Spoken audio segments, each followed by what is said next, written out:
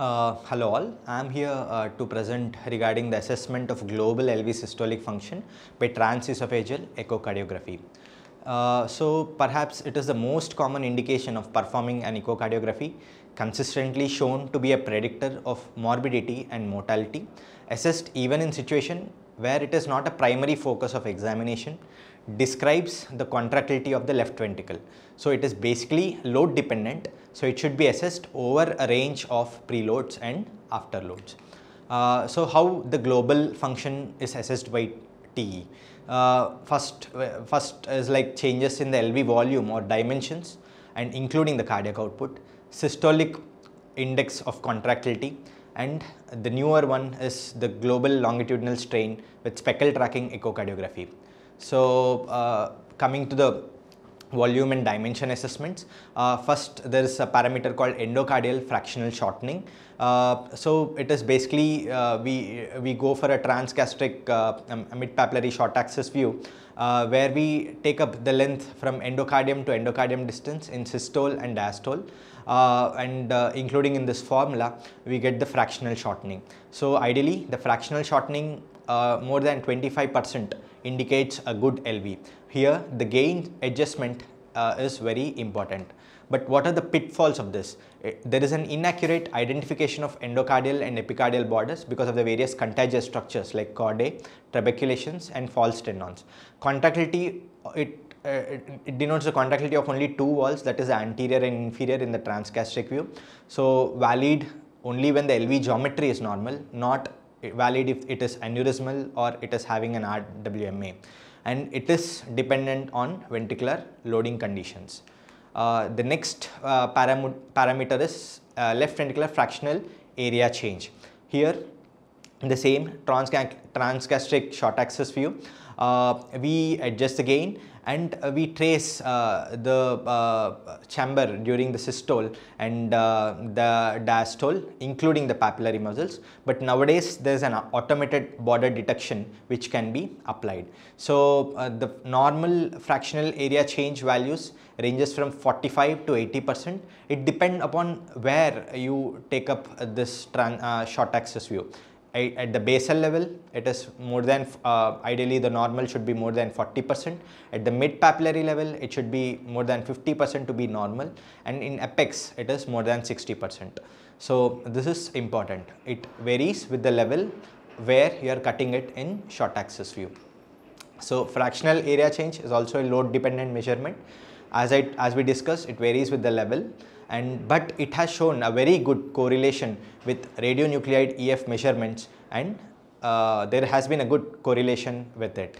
Now coming to the volumetric analysis, LV ejection fraction proper, there were various methods which were postulated and used before, that is like area, length, geometric models for calculating the volume. Then came the prolapsed ellipsoid model in a single plane area length method, and then we have the prolate ellipsoid model biplane area length method, and then cylindrical hemi-ellipsoid bullet model. So these were the various models, but which are not routinely used, but the most commonly used is the volumetric analysis using Simpson's rule. Here the volume of a cavity is the sum of volume of series of smaller discs of equal thickness. The LV cavity is divided into 20 discs of equal thickness.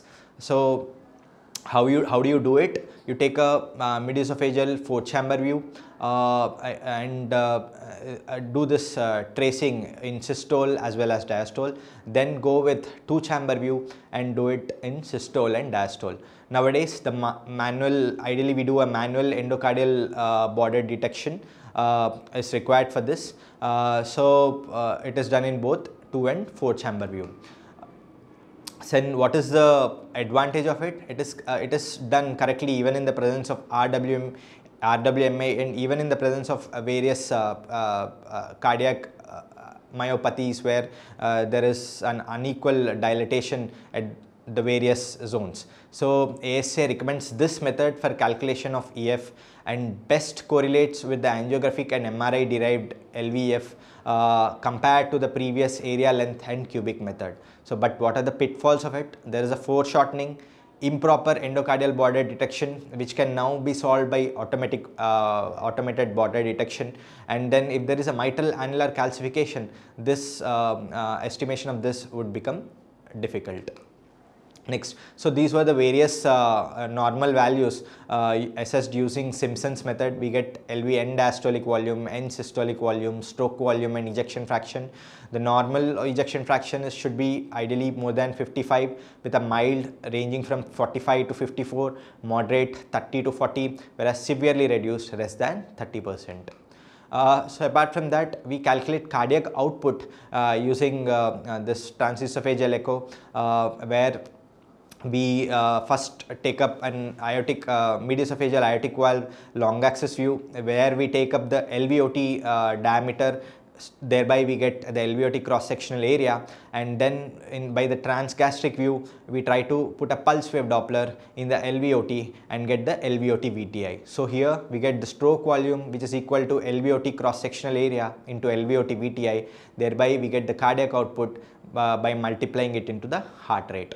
And there is another parameter which is known as LVOT acceleration, where once you put the pulse wave Doppler in the transgastric views in the LVOT, once you get the LVOT VTI, then you identify two things. One is the peak flow velocity, that is Vmax, divided by the acceleration time, that is the time taken to achieve the peak velocity. So the normal value is 8 to 4 meter per second square. So it is basically inversely related to the cardiac function. So the next parameter would be the rate of ventricular pressure rise of LV, that is dP by dt. It correlates directly to the contractile force. The mitral regurgitation jet continuous wave Doppler velocity signal is required. The segment of MR jet velocity during isovolumetric contraction should essentially reflect the LV pressure. So inotropic support can increase LV dP by dt. It is basically preload dependent. Hypovolemic heart contracts vigorously, and afterload, to some extent it is afterload independent. Cannot be measured if MR jet is not present or it is trivial.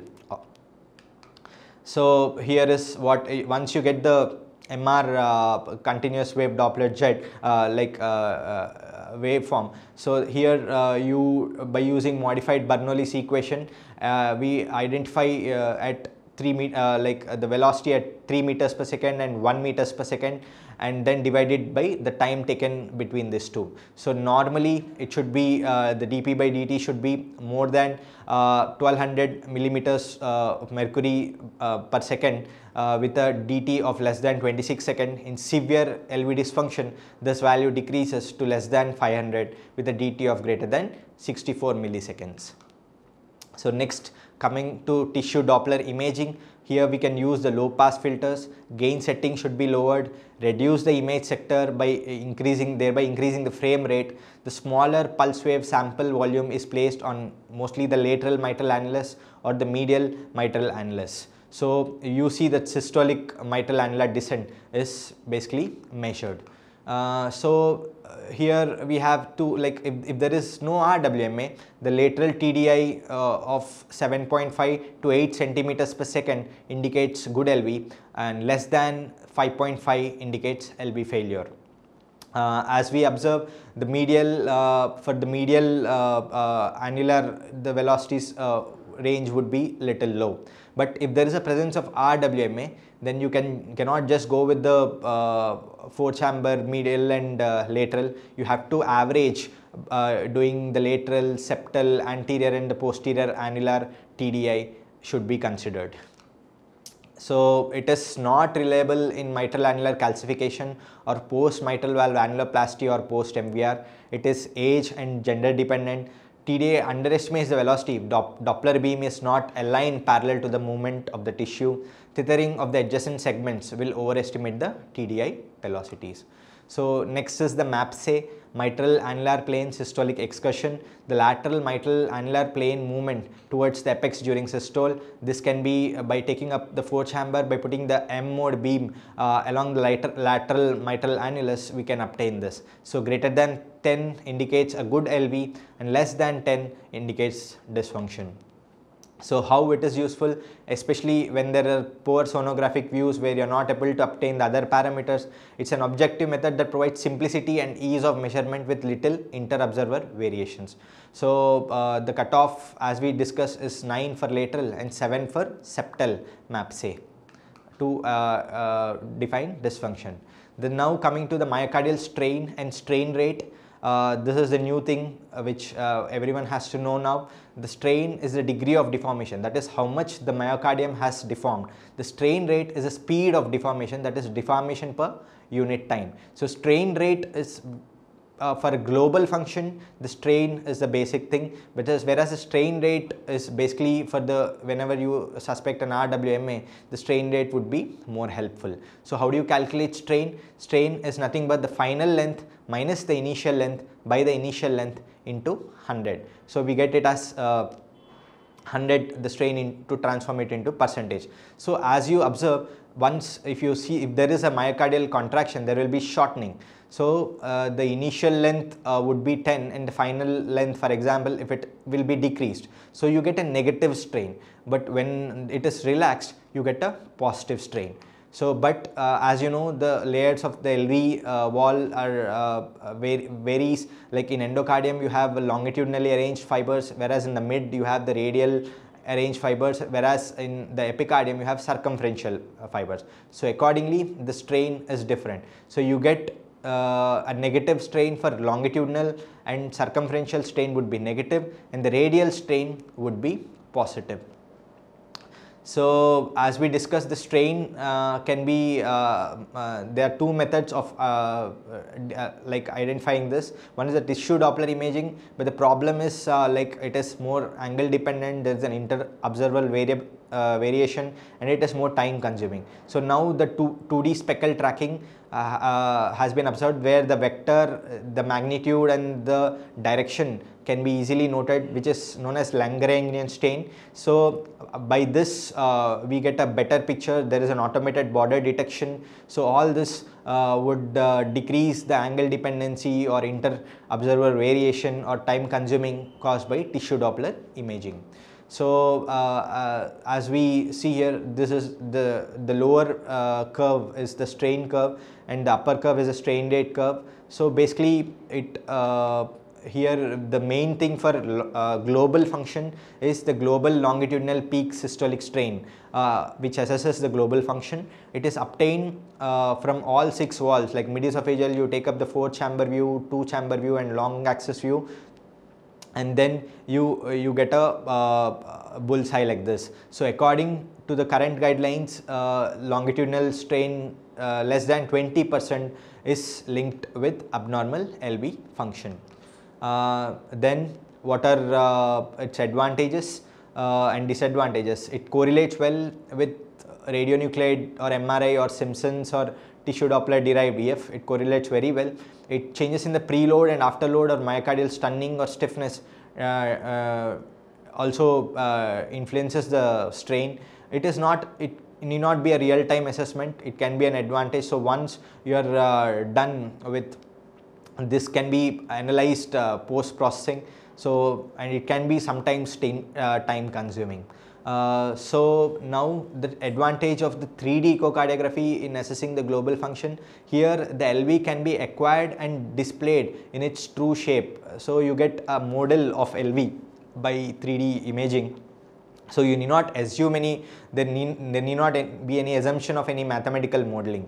So regional function is also included in the overall estimates. So inaccuracies do not occur because of the plane position errors or foreshortening. So this is a big advantage of 3D echocardiography in assessing the global LV. So we have various softwares available, but overall you have to follow the steps, that is require a full volume data sets acquired at least over 4 beats. You have to identify the end diastolic frames and provide the end diastolic reference point, that is septum, lateral, anterior, inferior and apex points.